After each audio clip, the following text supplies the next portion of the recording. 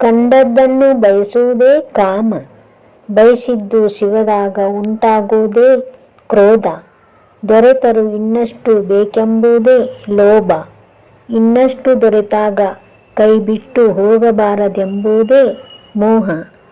ಕೈಬಿಟ್ಟು ಹೋಗದೆ ತನ್ನಲ್ಲಿಯೇ ಉಳಿದಾಗ ತನ್ನ ಬಳಿ ಮಾತ್ರ ಇದೆ ಎಂಬ ಜಂಬವೇ ಮದ.